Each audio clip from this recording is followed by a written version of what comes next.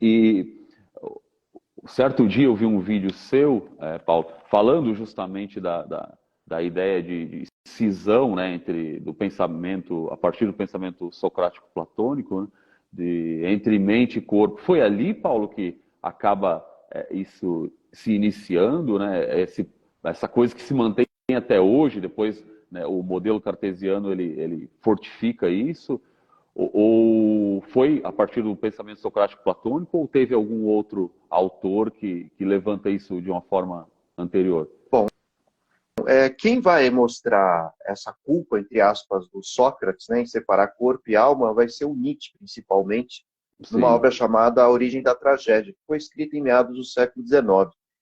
E o Nietzsche vai perceber que o Sócrates ele foi um divisor de águas para a cultura ocidental.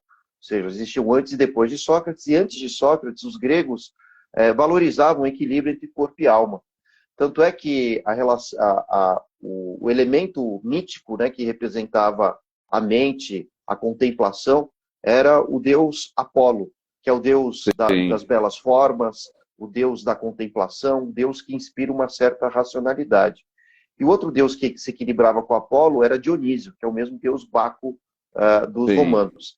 Geralmente a gente associa Baco apenas ao deus do vinho, mas não é isso. Baco é o deus, enfim, que representa a carnalidade, o corpo, as desmedidas também das paixões, dos sentimentos. Então, os gregos relacionavam muito os sentimentos, paixões também com o corpo. Então, o que o Nietzsche mostrava, quando ele criou um conceito chamado de vida trágica, é que os gregos sabiam equilibrar os elementos apolíneos e dionisíacos, ou seja, sim, o pensamento com o corpo. E as sim, tragédias gregas, que eram encenadas no próprio teatro de Dionísio, em Atenas, ilustravam exatamente isso. Tanto é que a plateia que assistia, ela cantava, participava corporalmente, mentalmente, né, das tragédias, elas entravam em catarse, né, se identificavam com a obra, choravam, entravam em transe, olha etc. só. E aí o que aconteceu? Né? Na passagem, aliás, do século IV, V para o quarto antes de Cristo, eis que surge Sócrates como uma figura que não é uma representação típica do pensamento grego. Ao contrário, Sócrates vai ser uma antítese, uma contracultura. E isso porque Sócrates viveu num período de decadência das cidades gregas em função da Guerra do Sim, Peloponeso, aquela famosa guerra, né, de longa data entre espartanos e atenienses, sim, e essa guerra gerou uma decadência generalizada das duas cidades e da Grécia como um todo. Então, diante de um mundo falido economicamente, politicamente fracassado, eis que surge uma nova filosofia que vai negar o mundo material, vai mostrar que o corpo é fruto de vícios, erros e ignorância, e a verdade ela não está neste mundo, no mundo material e nem no corpo, mas sim no plano das ideias. Por isso que a gente fala de amor platônico, ou seja, sim, a ideia de que Deus, a verdade, ela é sempre contemplativa, subjetiva, jamais material.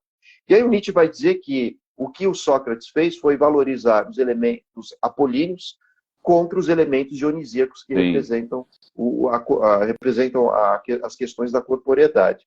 Bom, o resultado disso é que toda a cultura ocidental, a partir de então, e boa parte dos filósofos, isso vai ser incorporado, inclusive, pela teologia medieval, que a gente vai discutir daqui a pouco, a ideia de que o corpo, além de ser fonte de erro e de ignorância, na Idade Média vai se transformar também em fonte de pecado. E a razão, a mente, é o que te leva à contemplação, a Deus, à salvação, seja lá o que for. Então, Sócrates é o grande problema para o Nietzsche. Nietzsche vai usar exatamente a expressão que diz o seguinte, né, que Sócrates deu origem à decadência da cultura ocidental. Né? Ele vai usar uma expressão em francês que é a décadence. Né? sim, E a partir de então, o corpo ele passou a ser minorizado.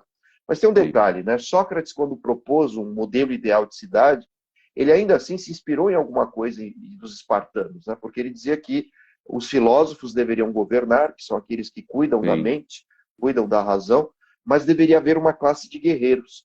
E aí que vai surgir a famosa frase corpo são, mente sã.